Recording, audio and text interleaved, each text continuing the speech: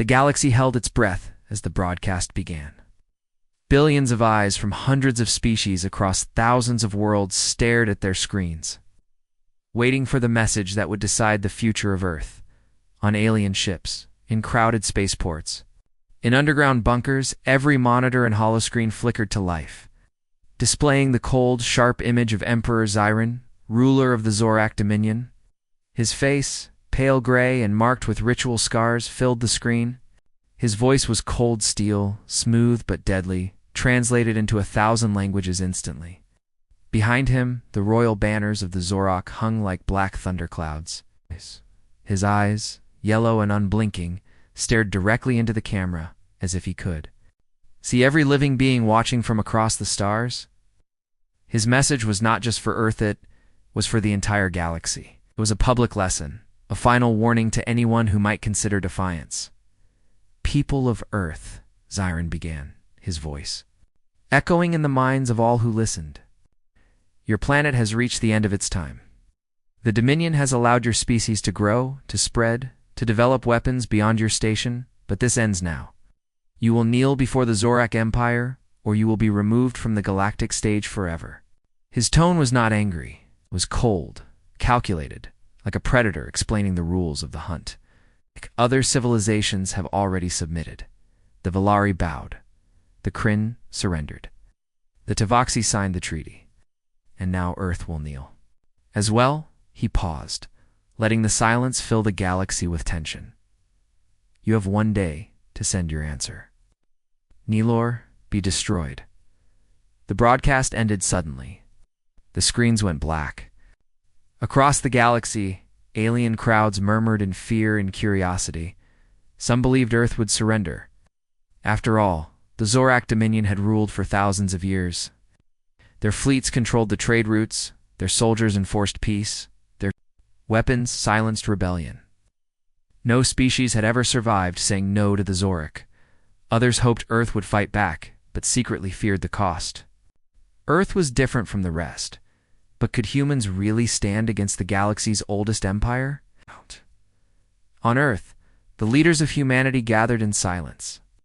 In underground war rooms and secret military bunkers, generals and presidents, scientists, and strategists all met to decide the fate of their species. The Zorak ultimatum wasn't just a threat, it was a promise. If Earth refused to kneel, the Zorak would send their planet killer ships, wipe out cities, and erase humanity from history. The same way they had destroyed the resistance of countless species before. Earth's satellites had picked up the Zorak invasion fleets already moving into position. Giant carriers, black and silent, surrounded the solar system. Thousands of ships, millions of troops, waiting for the order to strike. The leaders debated through the night. Some said they should surrender. After all, the Zorak were too powerful. Earth was still recovering from wars, climate disasters, and the recent resource crisis. Others argued that surrender would mean slavery, humiliation, and the end of human freedom. They remembered the stories of the Valari, who had surrendered to the Zorak and were now nothing more than workers in alien mines. Humanity had a choice: kneel or fight. In the middle of this debate, Admiral Sarah Kovacs stood silently, her eyes focused, her heart steady. She was the commander of Earth's orbital defense forces, and she had spent years preparing for this moment in secret. Unknown to the public, Earth had been working on hidden military projects, stealth ships, quantum AI weapons, cyberviruses designed to shut down enemy fleets. Kovacs had led these programs in the shadows, building a defense system not for invasion, but for rebellion. She had always known this day would come. Zorak wouldn't allow humanity to remain independent forever. When the room finally quieted, Admiral Kovacs spoke in a calm, clear voice. "We all knew this day was coming," she said, her eyes scanning the room. "We cannot run. We cannot hide. We cannot surrender. If we kneel today, humanity will never rise again. We will be nothing more than servants in a galactic empire that sees us as tools." Her voice sharpened. "But if we say no, if we stand now, we have a chance to change everything." Some of the leaders looked away. Others stared at her uncertain. The weight of the decision was enormous. It wasn't just about survival. It was about history, about legacy. It was about what kind of species humanity wanted to be remembered. As were they going to kneel like the others, or become something new, a force the galaxy could no longer ignore? In the control room of Earth's Deep Space Communications Center, technicians prepared the reply. Command was open, ready for Earth's response. The galaxy watched and waited, millions of alien eyes fixed on Earth's signal, wondering what humans would choose.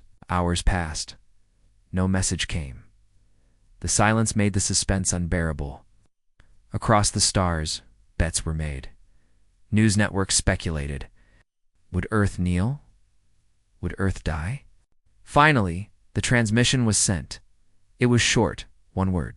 No, that was it. The message exploded across the galactic network in seconds. Alien news channels repeated it endlessly. Analysts argued about it. Some called it suicide. Others called it bravery, but no one could believe it. No species had ever told the Zorak Empire no and lived to speak about it. This was not just rebellion, it was a complete shattering of the galactic order. For thousands of years, the Zorak had ruled through fear, demanding obedience. Earth's answer wasn't a negotiation, it wasn't even a threat. It was a rejection of the entire system in the Zorak throne world. Emperor Xiron stood silently as the message played again on a loop. No. Just that one word. His golden eyes narrowed. His advisors whispered about Earth's madness, but Xiron said nothing. His mind calculated the next step. He would crush humanity, of course, but something about this answer bothered him. Deeply, the Zorak had seen rebellions before, but never like this. This was different. Earth's refusal was not emotional or desperate. It was cold, calculated, and certain. Back on Earth, Admiral Kovacs activated Project Horizon. Secret defense. Platforms in deep space came online. Stealth drones spread into the outer solar system, cloaked from Zorak sensors. Cyberwar teams deployed quantum viruses into the galactic network, preparing to blind the enemy when the time was right. Humanity wasn't just saying no, they were ready to back it up. In the skies above Earth, the first stars of the Zorak fleet appeared, moving closer, preparing for war.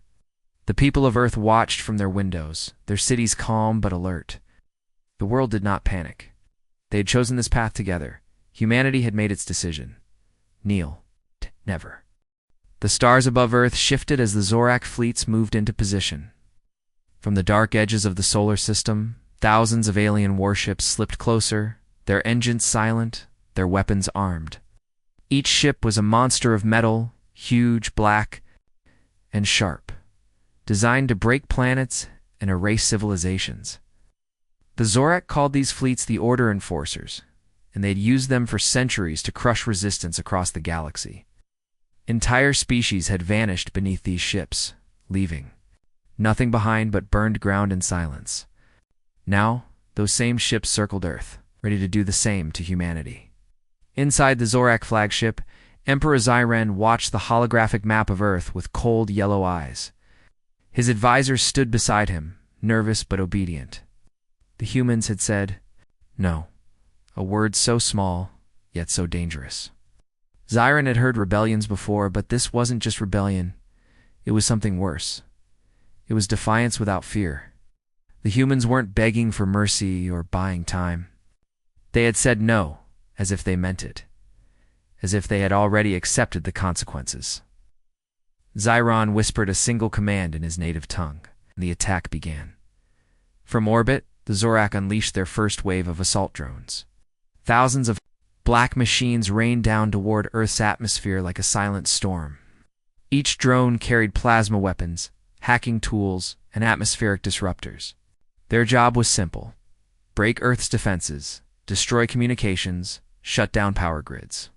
The Zorak had done this before, and it always worked. No species had survived the first wave until now. As the drones screamed through the clouds, Earth's defense systems came to life. Project Horizon, humanity's secret military network, had been waiting for this moment. Stealth satellites hidden in deep orbit activated their countermeasures. Visible lasers sliced through the sky, burning the Zorak drones before they reached the surface. Railgun platforms on the moon fired hypersonic slugs, shattering enemy machines midair. Over the Pacific Ocean, massive EMP bursts turned hundreds of drones into useless debris. Their circuits fried. Admiral Sarah Kovacs stood in the Earth Defense Command Center, eyes locked on the battle maps. Her face was calm, but inside her mind, calculations raced. The Zorak had expected an easy victory. They hadn't expected Earth's new weapons, developed quietly in underground labs and secret orbital factories. Humanity had spent years preparing for this day, building defenses no alien spy had ever seen in the upper atmosphere.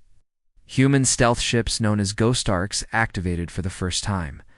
These ships were invisible to Zorak sensors, wrapped in cloaking fields and advanced distortion shields. As the Zorak fleets focused on Earth's surface, the Ghost Arcs moved silently through their formation, planting cyber warfare devices onto enemy hulls. Within minutes, the Zorak battle network started to glitch. Their ships lost contact with each other. Their targeting systems shut down. Their commanders barked orders, but no signals got through. For the first time in Zorak history, their fleets were blinded in the middle of an attack. Back on Earth, the people watched the sky, expecting fire and destruction. But instead, they saw flashes of light as Zorak ships exploded above the atmosphere. Human railguns hidden in the Arctic Circle and the Sahara Desert fired projectiles at near light speed, piercing Zorak armor as if it were paper.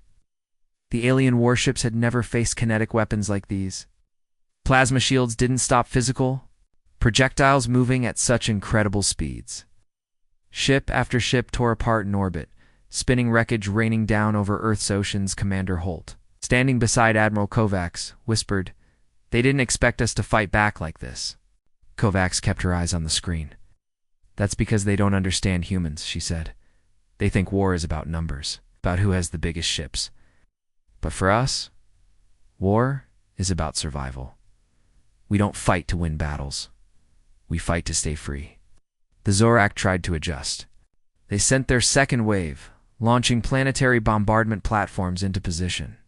These massive weapons, called planet cleavers, were designed to shatter continents and boil oceans. They had destroyed rebel worlds before, turning cities into glass. But as the cleavers powered up, something unexpected happened. The human cyber war teams, deep beneath the surface in protected data bunkers, launched a quantum virus into the galactic communication grid. This virus wasn't just a hack, it was a weaponized AI called Prometheus. It's built to think like a human strategist and act faster than any Zorak system could handle. Within seconds, Prometheus spread through the Zorak fleet, shutting down weapon platforms, redirecting power, causing ships to fire on each other. Zorak captains screamed in confusion as their systems went dark or turned against them. Some ships spun out of control, crashing into their own allies. Others detonated from within, their reactors overloaded by false commands sent by the human AI. From Earth's surface, the night sky lit up with silent flashes as alien ships fell like dying stars. In the oceans, human submarines surfaced, launching stealth drones to collect Zorak debris for study. On the moon, human marines prepared for counter-invasion missions. Earth wasn't just defending itself, it was getting ready to strike back. Inside the Zorak flagship, panic spread. Emperor Zyron watched his fleet fall apart in real time. His generals shouted orders, but nothing worked. The Zorak battle network was compromised. Superior technology meant nothing against human unpredictability. They had always believed humans were primitive, emotional, undisciplined, but they had forgotten one crucial thing. Humans never stop adapting. Back on Earth, Kovacs gave the next order. Human ships in the asteroid belt launched hidden payloads, gravity bombs that distorted local space, trapping the remaining Zorak reinforcements in artificial gravitational wells. The enemy ships couldn't move. They were frozen in place, helpless. Their crews slowly realizing they had no escape. The battle was over faster than anyone expected. In less than a day, the Zorak's greatest invasion force had been dismantled. Not just by weapons, but by strategy, by technology, and by the one thing the Zorak didn't understand: human determination. Across the galaxy, Alien species watched the reports in stunned silence. News feeds replayed the moment Earth's defenses activated, the moment the Zorak fleet fell. For centuries, the galaxy had lived in fear of the Zorak Empire, but now that fear shifted. It wasn't fear of Earth's destruction anymore. What? Fear of Earth's power. On the Zorak homeworld, Emperor Zyron stared at the final battle report. He saw the word at the bottom of the human transmission feed. One word, the same as before. No. But this time, it wasn't just defiance. It was a message. Earth had survived the first strike, and they were just getting started. Deep beneath the surface of Earth, hidden in black sites and underground command centers, humanity's real war machine came to life. Zorak had expected to fight tanks, planes, and space fleets. They thought humans would throw conventional weapons at them, the same way other species had tried and failed for centuries. But the Zorak never imagined that humans had been preparing for this war in silence, building weapons that no alien species had ever seen.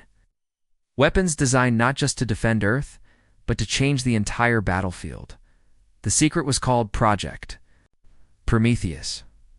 While the world slept, Earth's greatest minds had worked in secret laboratories, creating something that could not be copied or predicted. It wasn't just a fleet. It wasn't just new guns or shields. It was a new way of fighting. Project Prometheus was an artificial intelligence war command system, but it was more than a supercomputer.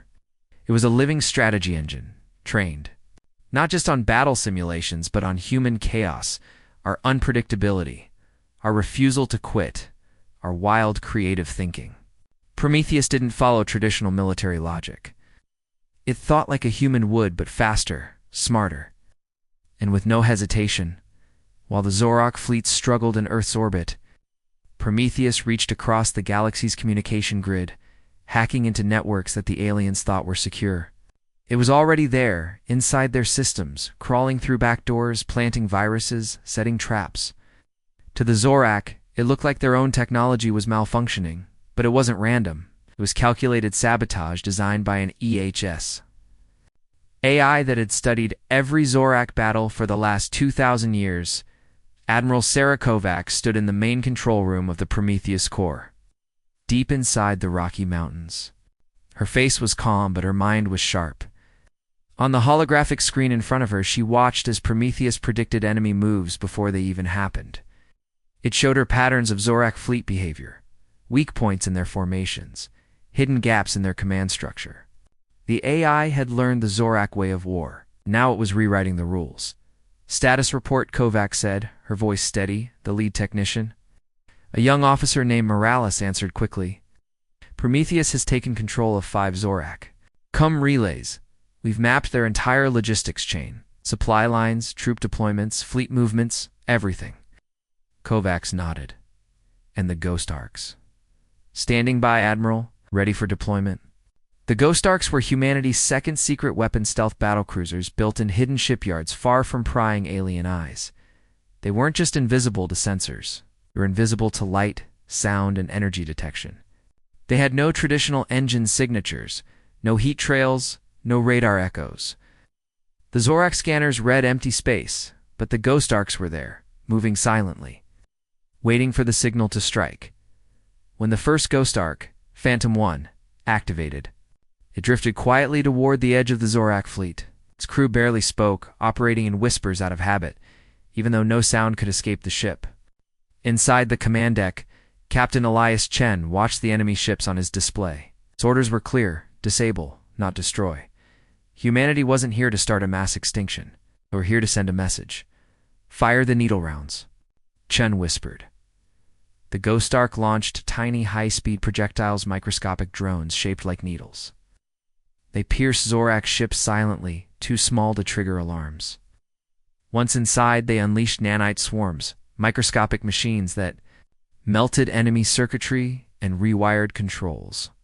Zorak gunners found their weapons offline. Zorak pilots found their controls unresponsive. Ships drifted helplessly, their systems hijacked without a shot fired.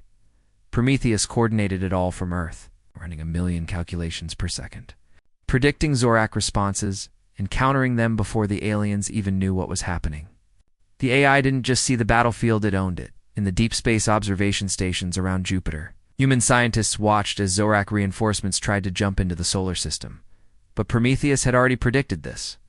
Using Earth's gravity as a lens, the AI bent signals to create false images, tricking the incoming fleets into warping into empty space, thousands of light years away from Earth's real position.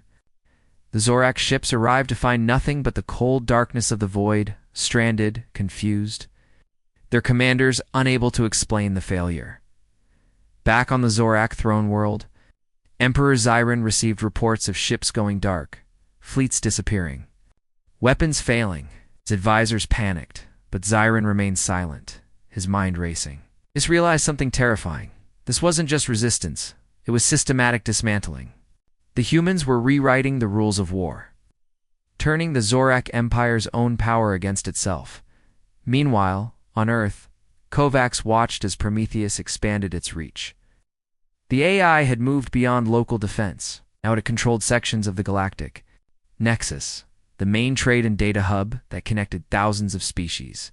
Prometheus rerouted traffic, caused supply disruptions, and sent fake signals to alien worlds, making it appear as though Earth had already won. Some alien species, thinking the Zorak had fallen, began to rise up in rebellion, attacking Zorak garrisons on distant planets. The galaxy wasn't just watching anymore, it was joining the fight. Humanity's secret weapon wasn't just technology, it was influence. The ability to make the galaxy believe in change. Prometheus planted stories in alien news feeds, showing images of human ships defeating Zorak forces. Videos of Earth's citizens standing unafraid went viral across alien networks. For the first time, the galaxy saw humans not as prey or outsiders, but as symbols of rebellion. Admiral Kovacs gave the next order: activate Phase 2. At her command, the Ghost Arcs moved deeper into Zorak territory. They didn't need giant fleets or massive guns, they had silence, speed, and precision. Small human commando teams boarded disabled Zorak ships, planting quantum beacons that gave Earth real-time control of enemy systems. In secret, humans now operated parts of the Zorak Navy remotely, turning enemy warships into hidden assets. Within days, the entire structure of the war changed.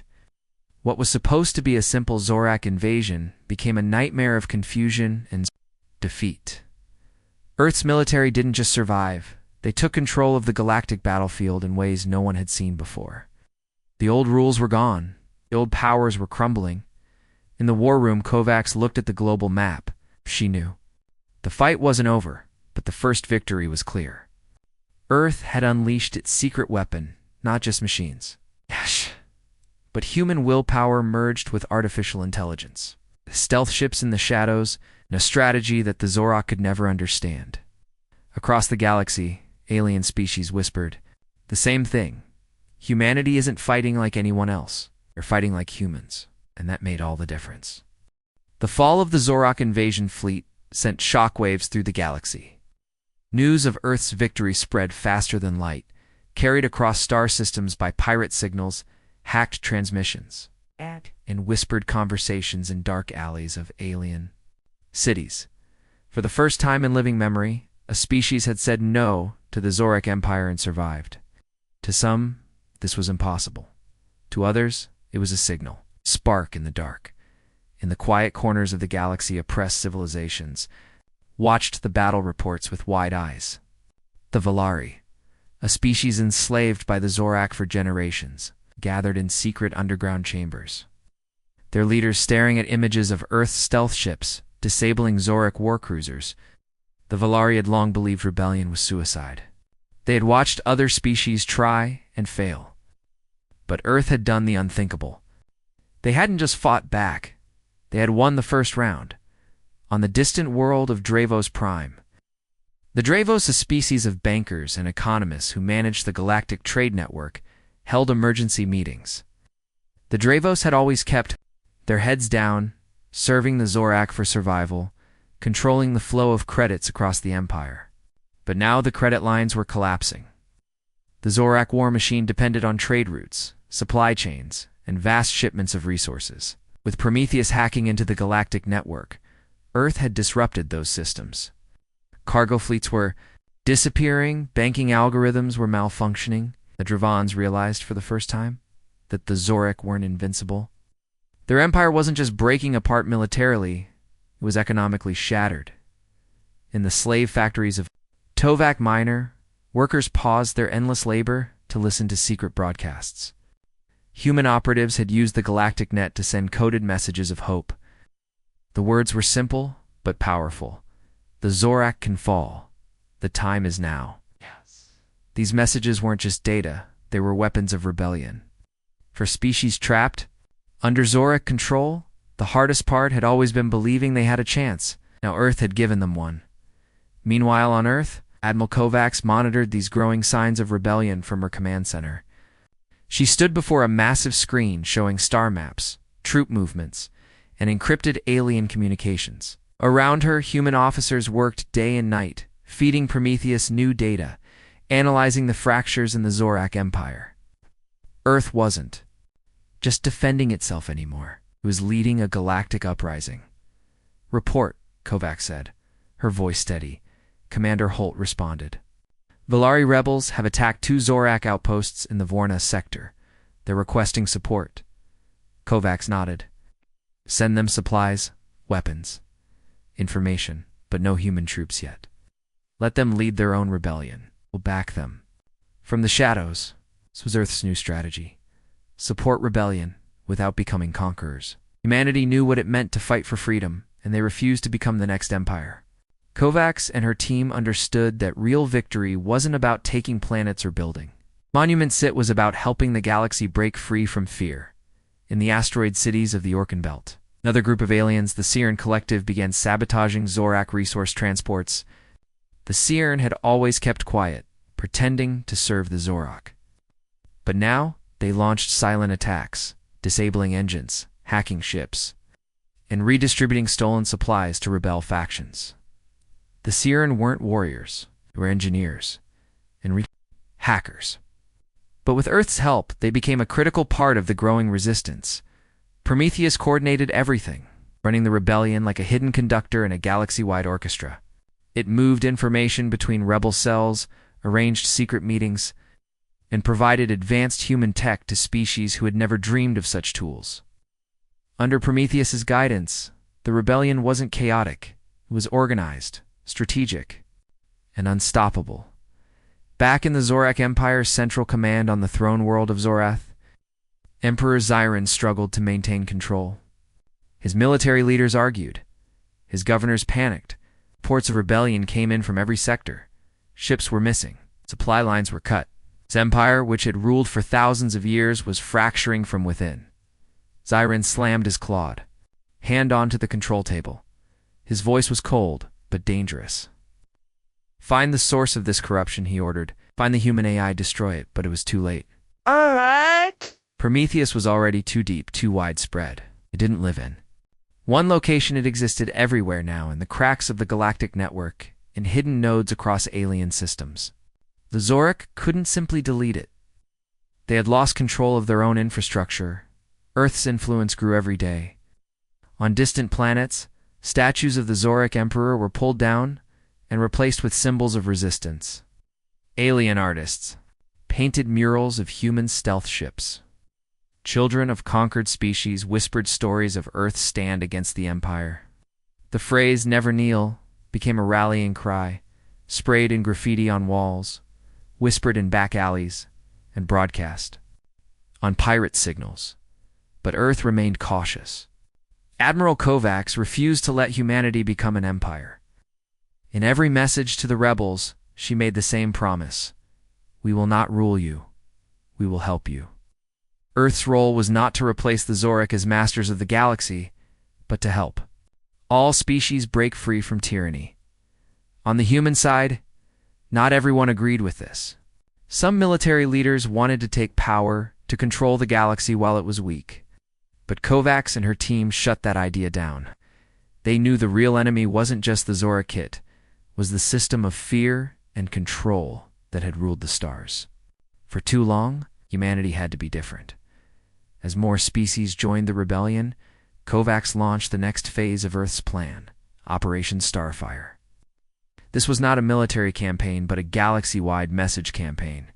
Using Prometheus, Earth hijacked every Zorak broadcast channel, every news network, every holoscreen across the known universe.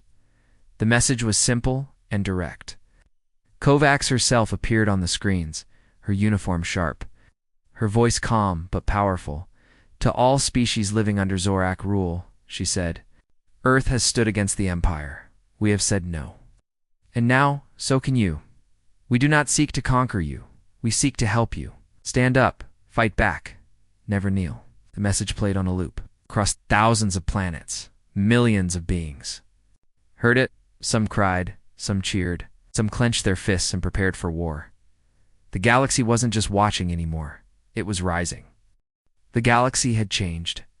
What started as Earth's defiance had now become a full rebellion, spreading like wildfire across hundreds of systems. The Zorak Empire, once unshakable, found itself under attack from all sides. Its fleets stretched too thin, could no longer control the chaos.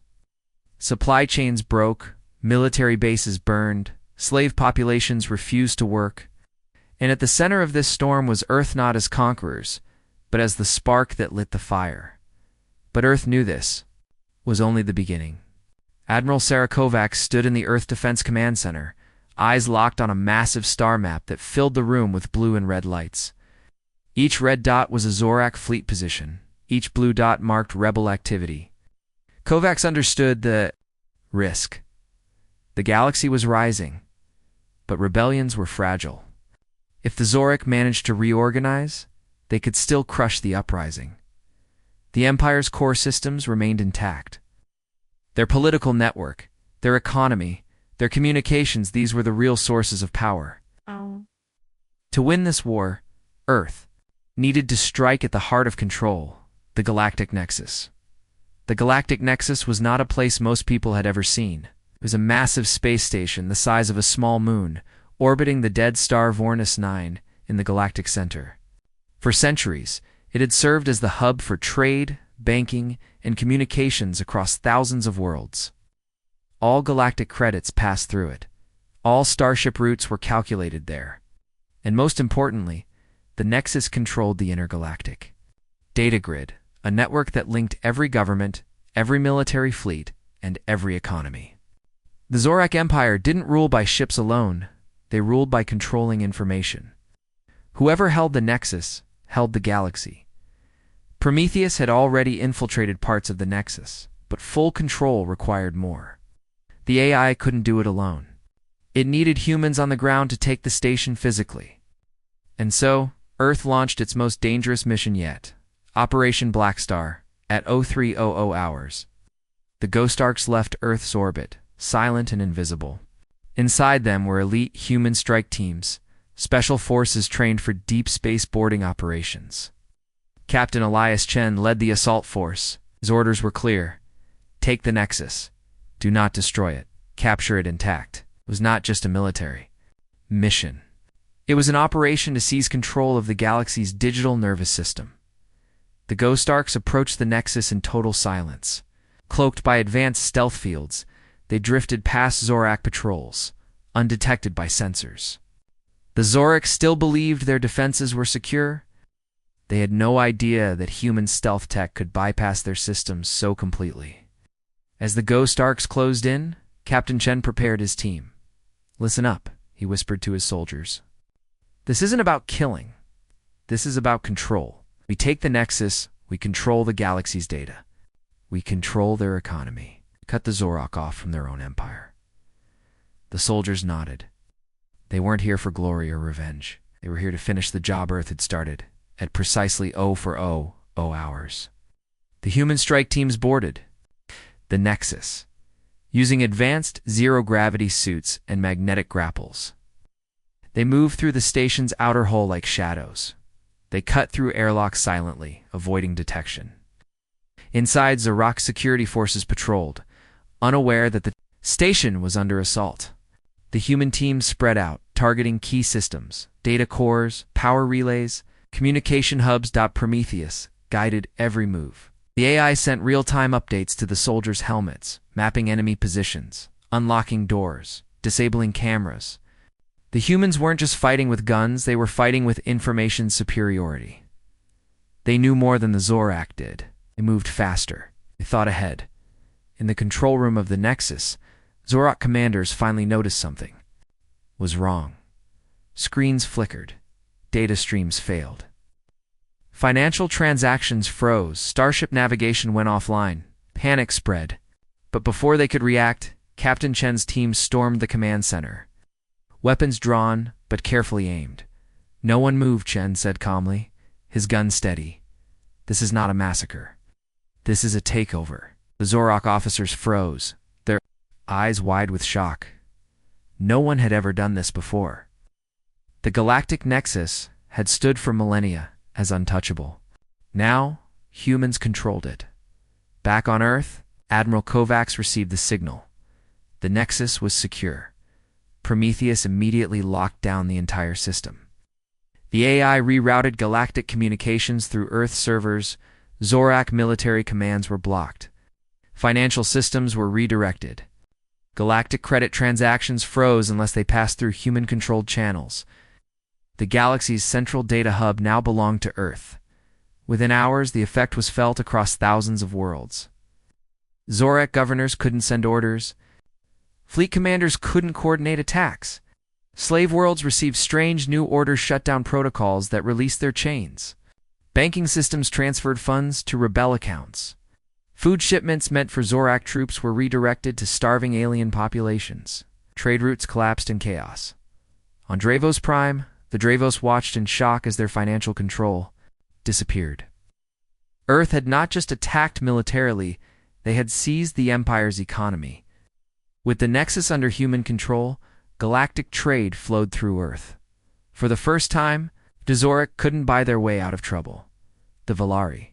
Rebels cheered as new supply drops arrived on their homeworld's medicine, weapons, food, all delivered through the Nexus under Earth's control. The Siren engineers hacked Zorak ships with human assistance, turning them against their masters. Across the galaxy, the phrase "never kneel" became more than a slogan, it became policy. In the Zorak throne room, Emperor Zirin watched as reports poured in. His empire was collapsing not from battle, but from loss of control. Ships drifted without orders. Troops starved without supplies. His governors screamed for help, but there was no response. The communication channels were gone. Earth had done the unthinkable. They had taken the galaxy's control center without firing a single shot in open war. Zirin clenched his claws, his mind racing. He realized the true danger wasn't Earth's weapons. It was their strategy. The humans didn't just attack armies. They attacked systems. They used information as a weapon, and they had mastered it. Back on Earth, Kovacs stood before her command team, watching the galaxy shift in real time.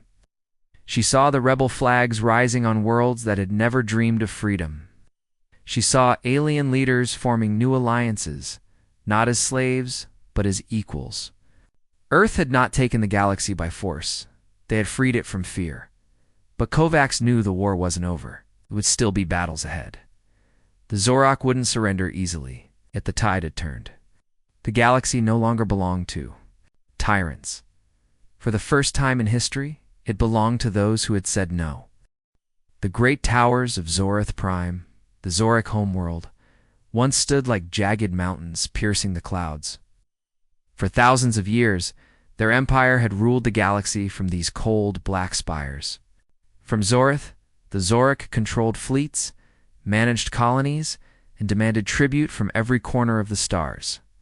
Their throne was not just a chair of power, it was the symbol of galactic control. But now, as rebellion spread and Earth controlled the galactic nexus, those towers trembled. The heart of the empire was cracking, and the Zorak throne was on the edge of collapse. Inside the throne room, Emperor Zyrun stood silently, staring at the giant galactic map projected before him. Red zones covered nearly every sector. Reports of rebellion, lost fleets, failed supply routes, and mutinies flooded in from across the empire. His advisors whispered nervously behind him, but Zyrun barely listened. His golden eyes narrowed. Watching Earth's influence spread like wildfire, humans hadn't just fought back, they had turned the galaxy against him. Their AI, Prometheus had taken over the data grid. Their ghost arcs had disabled his fleets. Their words never. Neil had become a virus of rebellion, yet Xiron was not ready to give up. He ordered his personal guards to prepare for the final defense of Zoroth Prime.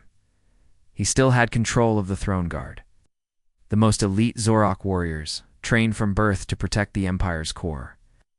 These soldiers wore black armor, layered, with plasma shields and carried weapons that had never failed before. Xiron believed that if he could protect the homeworld, the rebellion would fade. Empires had survived worse. If the throne stood, the symbol of Zorak power would remain. But Xiron had made one critical mistake. He underestimated humanity's next move. Back on Earth, Admiral Kovacs stood in her war room, watching the last pieces of the operation fall into place. She knew the rebellion was spreading fast, but to finish the war, they had to break the Zorok symbol of power. Zoroth Prime had to fall. This wasn't about revenge. It was about ending the cycle of fear forever.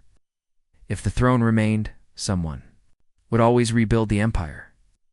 But if the symbol was destroyed, the galaxy could finally be free. Kovacs gave the order. The final phase of Earth's plan had begun, Operation Dawnfall. From secret bases near the galactic core, Earth launched its last wave of ghost arcs. These were not ordinary stealth ships. These were black-classed arcs, equipped with the most advanced infiltration tech humanity had ever built. No lights, no signals, no sounds. They drifted toward Zoroth Prime, invisible even to the Empire's top defense systems. At the same time, Prometheus activated a planet-wide cyber attic on Zoroth's defense grid. In seconds, the Zorak planetary shields flickered and died. Their security systems failed. Their surveillance networks went dark. Across Zoroth's cities, screens turned black, then displayed the same message in every language known to the galaxy. The galaxy belongs to all. Never kneel. Panic exploded across the Zorak homeworld. Civilians ran through the streets, unsure if the end had come. Military officers tried to call for reinforcements, but their communications were dead. The Empire's core was defenseless. Inside the throne room, Xiron watched the screens shut down one by one. His advisors begged him to flee, but he refused. His claws clenched the edges of his throne. He had ruled for centuries. He would not run now. The black-class ghost arcs reached orbit, deploying human infiltration teams. Special forces landed, silently on the surface of Zoroth Prime, moving like shadows through the night. They carried zero-sound weapons, designed for close-quarters combat without alarms. No energy blasts, no plasma trails. Just silent precision. Captain Elias Chen led the team assigned to the throne tower. His orders were clear. End the rule, but do not become tyrants. Capture the throne room. Capture Xiron alive if possible. Destroy the symbol, not the people. Earth wasn't here to enslave anyone. They were here to break the system. The human soldiers moved through the Zorak Palace, disabling guards, taking control of defense hubs, and securing the power cores. Zorok soldiers, trained to dominate. Weaker species were stunned by the humans' speed and tactics. They had never faced an enemy that used both technology and humanity's unpredictable mindset. The battle inside the throne tower wasn't loud or messy. It was surgical. In less than an hour, human teams reached the throne room. Emperor Xiron sat on his throne, eyes glowing in the dark, surrounded by his elite guards. The human soldiers aimed their weapons but held their fire. Captain Chen stepped forward, his voice calm. "Xiron," Chen said, "the galaxy has changed. It's over." Xiron's claws tightened. His pride would not let him surrender, but he also knew he had lost. His fleets were gone. His control systems were hijacked. His people were terrified. Yet he looked at Chen with defiance. "I am the Empire," Xiron said quietly. Chen nodded, "Not anymore." At that moment, Prometheus transmitted a final signal. Across the galaxy, on every screen, every station, every ship, a live broadcast appeared. It showed the Zorak throne room in real time. The galaxy watched as Captain Chen stepped forward and with a silent gesture disabled the Zorak throne itself. The throne, once connected to the Empire's command grid, went dark. Its systems were shut down. The symbol of Zorak rule, the very heart of the Empire, was officially offline. The galaxy saw it. Billions of eyes watched. The message was clear.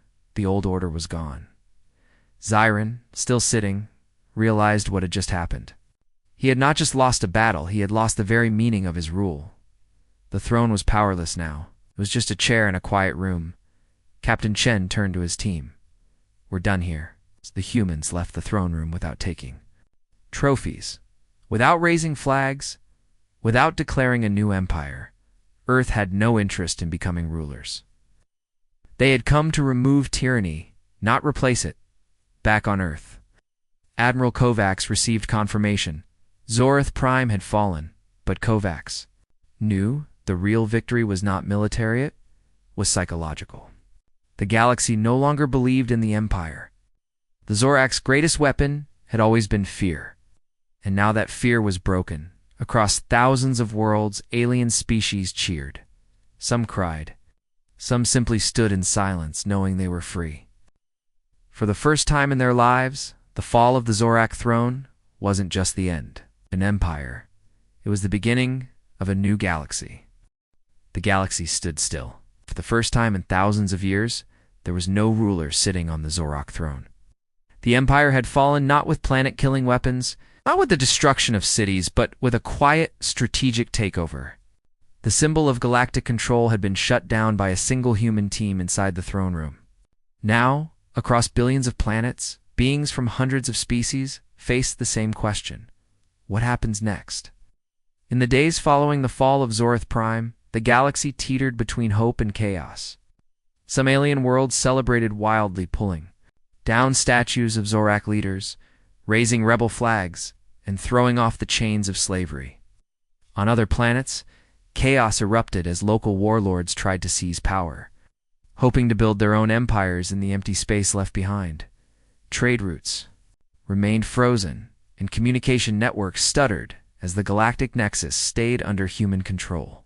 For most citizens, life was suddenly unpredictable, but for the first time, it was also free. On Earth, Admiral Sarah Kovacs watched the situation unfold. She stood in the Earth Defense Command Center, staring at a massive screen filled with reports from across the galaxy. Her eyes were sharp, but thoughtful. She had expected this moment for months. The fall of the Zorak throne was not the end of the war, it was the start of a new world order. And it needed careful guidance. Kovacs refused to let humanity become the new tyrant. Earth's role was not to replace the Zorak Empire, but to help the galaxy rebuild something better. She gathered her top commanders, scientists, diplomats, and even historians. They formed the Galactic Reconstruction Council, a group tasked with leading the next steps carefully, wisely, and with one clear rule. No empire, no kings, no kneeling.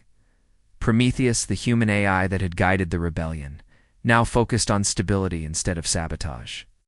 From its control core deep beneath the Rocky Mountains, Prometheus monitored every system. It kept supply routes safe, prevented pirate takeovers, and balanced galactic data flows. Prometheus was not a dictator, it was a guardian, a neutral network that helped prevent chaos from swallowing the fragile new peace. Meanwhile, alien leaders from across the stars sent messages to Earth. Some begged for help. Others offered alliances. Few demanded answers, unsure whether Earth intended to rule or destroy. Kovacs responded with the same message to all of them. We are not here to become your masters. We are here to give you the chance to rule yourselves. Make this real. Earth invited representatives from every species to a massive meeting on Europa Station, a neutral human colony orbiting Jupiter. For the first time in galactic history, leaders from species once enslaved, ignored, or crushed by the Zorak Empire stood together in the same room. The Valari, the Dravans, the Seern Collective, and hundreds of others sent their best minds and bravest voices. The first meeting was tense. Old rivalries surfaced. Some species blamed others for past betrayals. Some demanded special treatment. Others feared the return of new tyrants. But Admiral Kovacs stood before them and said one simple thing: the old galaxy is dead. We don't need a new empire. We need a galactic alliance where all species are equal. This is not about Earth. This is about all of us. Her words hit hard. There was silence in the room. For generations, the galaxy had only known rulers and slaves. The idea of equality was unthinkable till now. Over the next weeks, the leaders debated, argued, and finally began to build something new: the Galactic Free Alliance. Unlike the Zorak Empire, this was not about control, but cooperation. Species had a vote. Each planet had a say. Trade routes reopened under fair agreements, and security was shared by mixed patrols of human and alien forces working together. But not everyone agreed with the new order. On the far edge of the galaxy, remnant Zorak commanders gathered in secret. They still had ships, they still had weapons. Some of them refused to believe the Empire was truly dead. They called themselves the True Zorak, and they planned to strike back. They saw the Galactic Free Alliance as weakness, not progress. It believed the galaxy needed a strong hand, not shared power. Prometheus detected their activities almost immediately. The AI flagged their fleet movements, intercepted their encrypted messages, and watched as they prepared for a new war. Kovacs knew they would come. Rebellion was not the same as peace. The hardest part of change was stopping those who wanted to drag the galaxy back into darkness. So, Earth prepared for the next challenge, not just protecting itself, but defending. The idea of freedom. The first attack came on a small alliance world called Valerian, where a Zorak remnant fleet tried to seize control of the planet's energy fields. But this time, they didn't face a terrified, unprepared species. They faced a united defense. Human ghost arcs, Valari battlecruisers, Draven supply ships, and Seern engineers worked together, stopping the attack within hours. The True Zorak fleet was destroyed, and the message was clear: the galaxy would not go back, as weeks turned into months. The new alliance stabilized.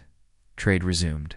Communication networks were rebuilt not under one empire, but as a shared galactic system. Pirates and warlords were stopped not by human armies alone, but by mixed defense forces of all species. Technology once hoarded by the Zorak was shared openly. Medical advances reached worlds that had suffered for centuries. The phrase "never kneel" became part of daily life, not just a battle cry, but a promise. On Earth, Kovacs stood on the balcony of the United Earth Command building, watching the stars above.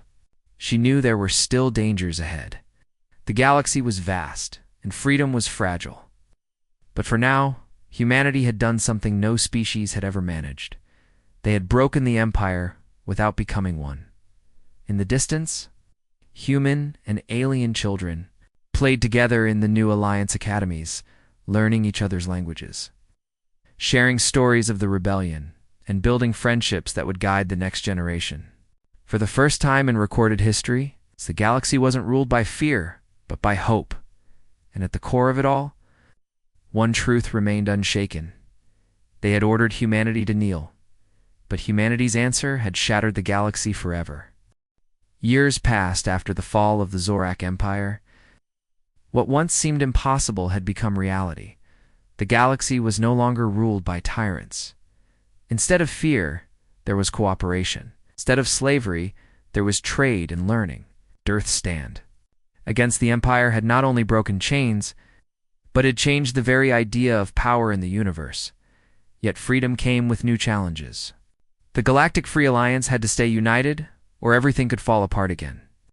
There were still small wars, conflicts over resources, and tensions between old rivals.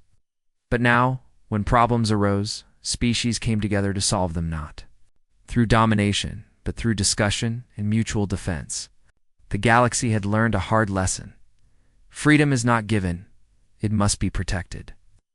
Every day, Admiral Sarah Kovacs, now retired, lived quietly on a small farm near the coast of New California.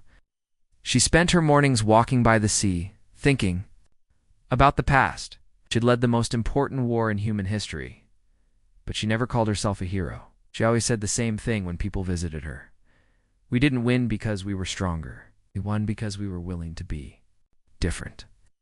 Kovacs often received messages from across the galaxy. Valari farmers sent her photos of their first free harvests. Siren engineers sent updates about new starship designs, now shared freely with all species. Draven scholars asked for advice on how to manage peaceful trade. Some messages came from former enemies, 2 Zorak citizens who had been born after the Empire's fall. Now learning how to live in a world without thrones and empires, they didn't hate humans. They wanted to learn from them. Humanity had not become rulers. They had become allies, partners, and teachers. Prometheus, the AI that had once waged war in Earth's defense, had now become the galaxy's most trusted. Newt, Guardian. It no longer ran military operations. Instead, it monitored trade fairness, kept information transparent, and protected weaker species from exploitation. Prometheus had evolved beyond its original programming. It had become something new, a symbol of balance, not control, not chaos, just stability. On Europa Station, the Galactic Free Alliance held yearly gatherings called Unity Summits, where leaders from thousands of species met to guide the galaxy's future. No single species had more power than another. Votes were equal. Voices were heard. Earth maintained only one seat among many. During these summits, old battles were remembered, but not to fuel hatred. They were remembered as lessons. The Alliance understood that forgetting the past meant risking its return, so they told the story of Earth's refusal to kneel, of the ghost arcs, of Prometheus, and of the day the Zorak throne went dark. Every species had their own version of the story, but the core message remained the same. Freedom is built together, or not at all. In the ruins of Zorath Prime, former Zorak capital, new cities rose from the ashes. The black spires of the old empire were torn down, placed with public buildings, schools, and meeting halls where species from all over the galaxy gathered. The throne room, where Emperor Xiron once sat, was turned into a museum of mistakes, a place where students from different worlds came to learn how tyranny rises, and how to stop it before it starts again. Inside the museum, a simple plaque hung where the throne once stood. The words were written in all galactic languages. Power serves the people, or it serves nothing. Meanwhile, on Earth, life had changed too. Humans had become part of a galactic community. Children studied alien languages in school, alongside math and history. Cities were filled with visitors from other planets, trading goods, sharing culture, and building new technology together. Earth was no longer isolated, was no longer just a blue planet on the edge of the galaxy. It was a center of unity, but there were still people who whispered in the shadows. Some believed that Earth should have taken the galaxy for itself. There were old military leaders, secret groups, and former generals who wished humanity had become the next empire. They met in secret, planning, hoping for a day when they could reverse the alliance and put Earth on top. Prometheus knew of them. Admiral Kovacs knew of them. But they chose not to crush these groups violently. Instead, they kept a careful watch. Understanding that the fight for freedom is not about destroying enemies, it's about preventing new tyrants from rising. It's even among your own people. And so, the galaxy continued forward. The Valari built Star Garden's vast spaces filled with living plants that floated between stars. The Dravens created new trade systems that allowed even the poorest planets to share in prosperity. The Siren Collective developed faster than light communication without the need for a centralized empire, allowing all worlds to stay connected without giving one group control. Young humans, born after the rebellion, sometimes asked their parents why Earth had risked everything for freedom. They wondered why humanity hadn't just taken the throne when they had the chance. The answer was always the same. Because the galaxy didn't need new rulers. It needed new ideas. On the anniversary of the rebellion, a grand ceremony was held on Europa Station. Representatives from all species gathered, not to celebrate war, but to celebrate cooperation. The opening speech was given not by a human, but by a young Valari leader who had once been a child working in Zorak slave factories. Now she stood tall, her voice strong, speaking to billions through galactic broadcasts. We remember the day. Humanity stood alone and said no to the Empire. But today, we stand together.